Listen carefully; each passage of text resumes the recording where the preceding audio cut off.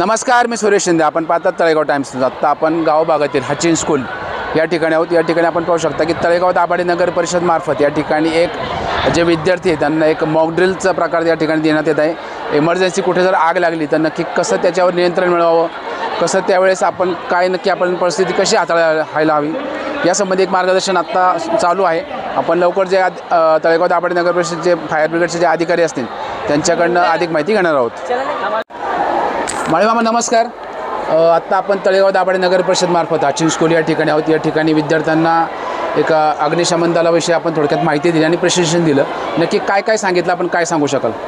नमस्कार, मी तळेगाव नगर परिषद Talegaon Dabhade fire brigade टीममधून आलेलो आहे. तसेच आमचे सहकारी मित्र आकाश ओवाळ, मी व रियाज मुल्लानी, शेखर भाऊ असे आम्ही सर्व मेंबर्स इथे एक प्रात्यक्षिक दाखवण्यासाठी आलो होतो.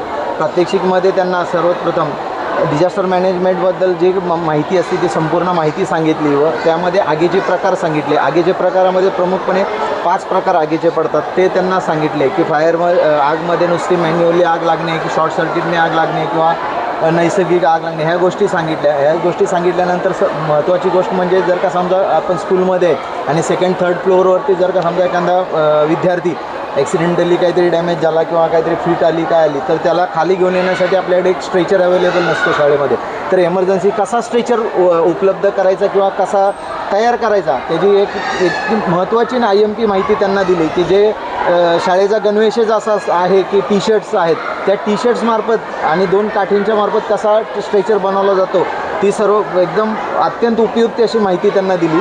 ती माहिती दिल्यानंतर प्रात्यक्षिकमध्ये आगीच्याबद्दल माहिती दिली की आग लागल्यानंतर कशी तुम्ही फायरला कॉल केल्यानंतर फायर कॉल कसा अटेंड केला जातो, कॉलवरती आल्यानंतर जो फायरमॅन असतो तो आल्यानंतर कसं आग लागलेली घटना कशी पाहून त्याच्या कोणती आग आहे ती हे करून ती आग नियंत्रित कशी करता येईल ते पण प्रयत्न करून, जसे की आता इथे आम्ही एक दाखवलं होतं डेमोन्स्ट्रेशन की एक आग लागलेली आणि ते करायचं. मग ते तसंच मॅडमना पण दाखवलं की आग कशी विझवता येते, त्यांना ते स्वतः त्यांना डेमो पण करून दाखवलं. तसंच आमचे जे फायरचे इक्विपमेंट्स जे संपूर्ण अशी परिपूर्ण असलेली गाडी, आमची जी गुरखा गाडी आहे त्या गाडीमध्ये जे साहित्य आहेत संपूर्ण ते पण दाखवले. तसंच आमच्या नगरपालिकेमध्ये एक बुलेट गाडी पण आहे ती पण त्यांना दाखवण्यात आलेली आहे.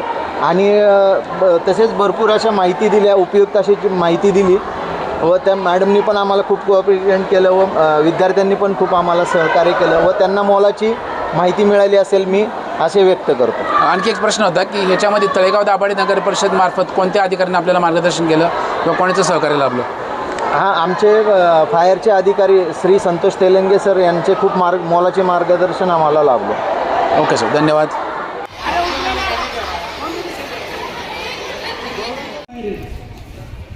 जनरल फायर करता आपण जे ST वापरणार आहोत आग विझवण्याकरता ते आपण पाण्याचा वापर करतो.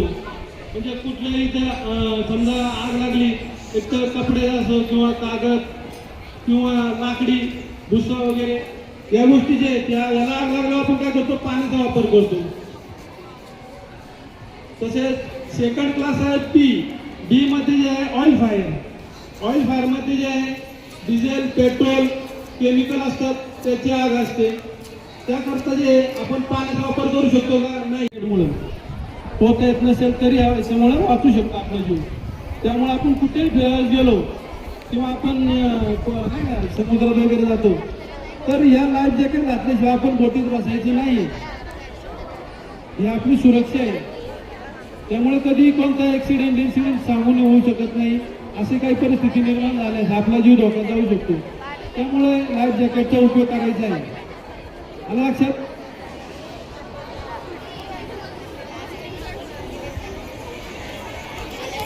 लाईफ जॅकेट सारखा एक दुसरा एक इक्विपमेंट आहे, त्याला बो म्हणतात किंवा गोल रिंग म्हणतात, पण ती फायबरची गोल रिंग आहे. सपोज कधी काही आम्ही ज्यावेळेस जात असतो फील्डवरती काम करायला जात असतो पण पाहत असतो की तिकडून एखाद्या व्यक्ती बुडण्याचा हे करत असते आणि वाचवा म्हणून हे करते, तर त्यावेळेस ही रिंग त्याच्यापर्यंत फेकण्याचं काम केलं.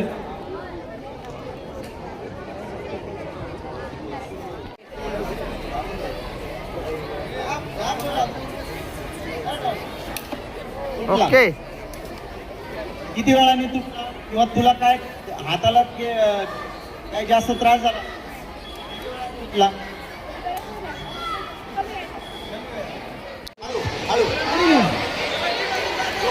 गोल फिरू.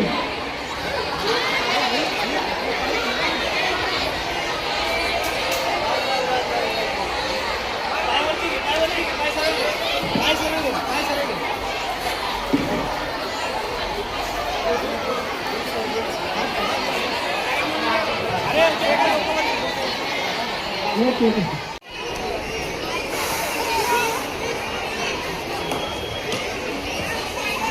बस बस बस.